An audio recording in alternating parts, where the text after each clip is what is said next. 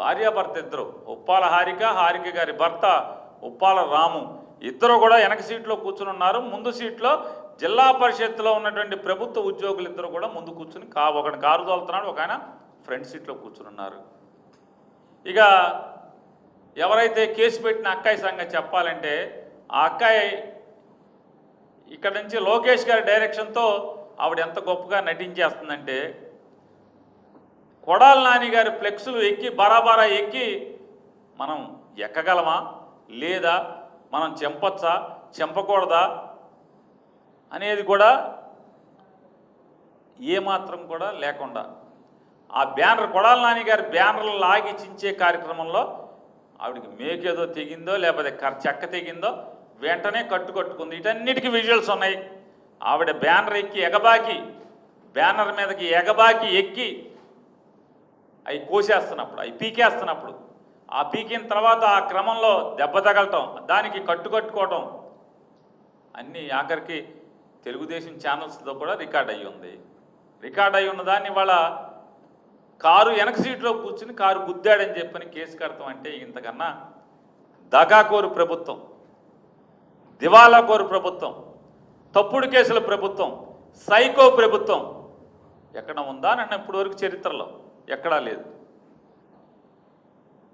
ఖచ్చితంగా ఈ సాక్ష్యాలు ఆధారాలతో సహా మా దగ్గర ఉన్నటువంటి విజువల్స్, సాక్ష్యాలు ఆధారాలు అన్నింటినీ కలిపి అవసరమైతే సుప్రీంకోర్టు దాకా పోలీసులు ఎవరైతే ఈ తప్పుడు కేసును నమోదు చేసి చర్యలు చేపట్టండి. ఖచ్చితంగా మిమ్మల్ని కోర్టుకి ఏడ్చకపోతే ఈ ప్రభుత్వాన్ని ఎవరైతే ఈ తప్పుడు కేసులో కనుక రాము మీద కేసు నమోదు చేసి అరెస్ట్ చేస్తే కనుక మేము వెయిట్ చేస్తాం. మీరు చేయండి, ఖచ్చితంగా న్యాయస్థానాల్లో మిమ్మల్ని నిలబెడతాం అనేది కూడా ఖాయం. మా దగ్గర అన్ని సాక్ష్యాలు ఆధారాలు ఉన్నాయి. కొల్లు రవీంద్ర గారు ఏమన్నారండి,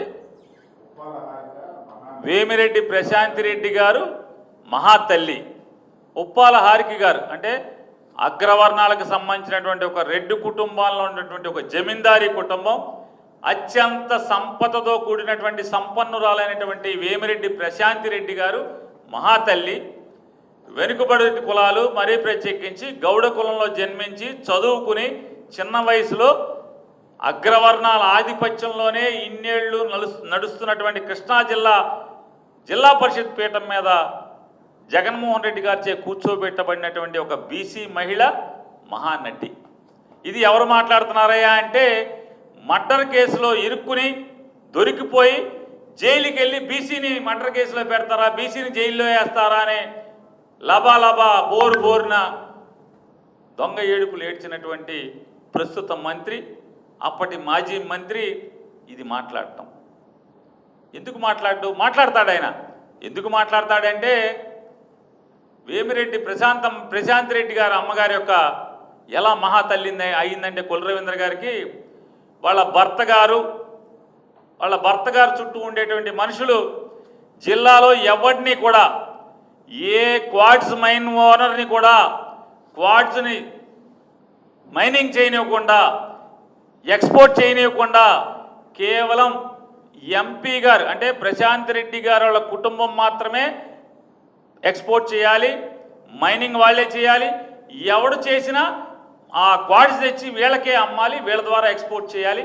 దానికి ఎవడయ్యా అంటే నెల వారం అమ్మగారి దగ్గర నుంచి, మహాతల్లి గారి దగ్గర నుంచి ఈ రాష్ట్ర మైనింగ్ శాఖ మంత్రికి వారం ముడుపులు వస్తున్నాయి, వారం మూటలు పంపిస్తున్నారు. కాబట్టి మరి వారం మూటలు వచ్చి పడుతున్నాయి కాబట్టి ఆవిడ మహాతల్లి. ఎందుకని మూటలు ఇస్తున్నారు కదా, ఆ మూటలను లోపలేసుకుంటాక మా ఆవిడకి ఆయాసం వస్తుందని చెప్తున్నారు అటెండర్లు. మరి బాబు మేము మొయ్యిలో పోతున్నామండి, అయ్యేమో డబ్బుల మూటలు కాబట్టి మాకు కూడా కాకుండా వాళ్ళే మోసుకుంటున్నారు, భార్యాభర్తలు మోసుకుంటాక మళ్ళీ మోసి ఆయాసపడుతున్నాడు అని చెప్పి వాళ్ళ ఇంట్లో పనిచేసే, గవర్నమెంట్లో పనిచేసేటువంటి ఆయనకు ఉన్నటువంటి వాళ్ళు మనుషులు చెప్తున్నారు బయట బందరంతా. మరి ఏం చేస్తాడు, ఆవిడ మరి మూటలు ఇస్తుంది కాబట్టి ఆవిడ మహాతల్లి. ఈవిడ బీసీ, నిజంగా బీసీ కులం కాబట్టి మరి ఆ మహాతల్లిని ఈవిడికి పోలుస్తూ ఈవిడ మహానటి. అలా కొల్లు రవీంద్ర కంటే కూడా అది మహానటుడు అనాలా, చెత్తనటుడు అనాలా, దొరికిపోయే నటుడు అనాలా, ఏమనాలో తెలీదు. ఏనాడే అంతకన్నా పగటి వేషగాడు కొల్లు రవీంద్ర కంటే కూడా రాజకీయ పగటి వేషగాడు ఆంధ్ర రాష్ట్రంలో ఎవడో లేడు. ఏమండి, 11 ఛానల్స్, 2 పేపర్లు, తద్వారా మీడియా మీద బతికేటువంటి రాజకీయ పార్టీ ఆడదు కాబట్టి వాళ్ళకి కావాలి ఆ డైరెక్షన్ ఈ డైరెక్షన్. గుడివాళ్ళ నియోజకవర్గంలో మీటింగు, ఎవరిని అప్పుడు వాళ్ళందరినీ గంజాయి తాగిచ్చి బ్రాందీ తాగిచ్చి ఎవరు నుంచోబెట్టారు? మేమా? జగన్మోహన్ రెడ్డి గారు నుంచోబెట్టారా? లేదా గుడివాడ ఎమ్మెల్యేకి డైరెక్షన్ జగన్ గారు ఇచ్చాడా? వాళ్ళందరినీ అక్కడ దారి కాయండిరా, కొడాలి నాని కన్వెన్షన్లో వైఎస్ఆర్ కాంగ్రెస్ పార్టీ మీటింగ్ జరుగుతుంది, ఆ మీటింగ్కి వెళ్ళే దారి కాసి మీరందరూ బాగా తాగి గంజాయి తాగి బ్రాందీ తాగి కర్రలో రాడ్లు ఉంచుకుని కొట్టండి రా అని జగన్ గారు డైరెక్షన్ ఇచ్చాడా? ఎవరు నుంచున్నారు? వాళ్ళు ఎందుకు నుంచున్నారు? పోలీసు ఎందుకని ఒక 150 మంది పోలీసులు అక్కడ లోకల్ డిఎస్పీ గారితో సహా సిఐలు ఈఏలు మొత్తం అందరూ ఎందుకని వాళ్ళని కాపలా కాస్తున్నారు? ఎంకొట్టుడు కొట్టాలి కదా. ఏం చేస్తారన్న? శాంతి భద్రతకు విఘాతం కలిగిస్తే ఏం చేయాలి పోలీసులు? వాళ్ళ పాత్ర పోషించరా? గుడివాడ నియోజకవర్గానికి సంబంధించినటువంటి గొడ్లవలేరు జెడ్పీటీసీగా ఎన్నికైనటువంటి జిల్లా పరిషత్ చైర్మన్ ఉప్పాల హారిక, ఆవిడ ఆ మీటింగ్కి వెళ్లకుండా ఏమి వెళ్తుంది? ఎందుకు వెళ్ళింది?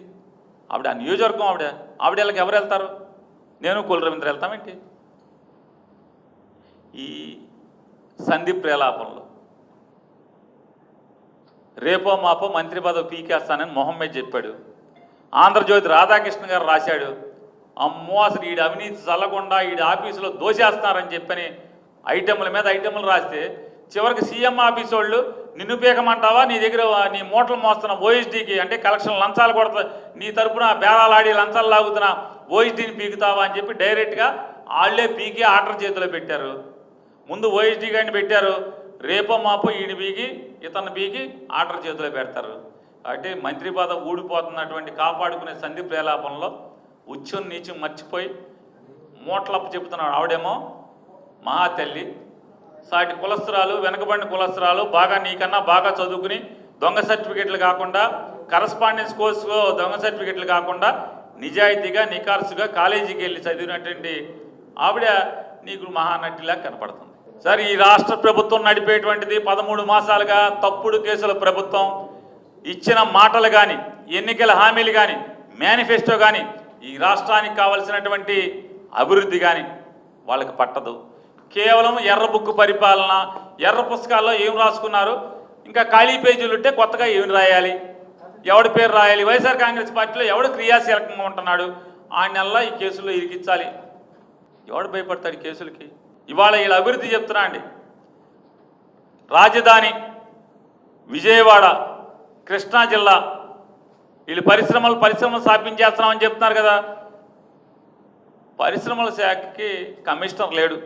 ఆంధ్రప్రదేశ్ రాష్ట్రానికి 13 మాసాలుగా పరిశ్రమల శాఖ కమిషనర్ లేకుండా వీళ్ళు ఈ రాష్ట్రానికి పొడి చేస్తామని చెప్తున్నారు. 13 మాసాలుగా ఆంధ్రప్రదేశ్ రాష్ట్రానికి పరిశ్రమల శాఖ కమిషనర్ అనేటువంటి ఒక ఐఏఎస్ ఆఫీసర్ అనేవాడు ఎవడో లేకుండా అది ఖాళీ కుర్చీగా ఉండి వీళ్ళ పరిశ్రమలు పెట్టేస్తున్నామని చెప్తున్నారు.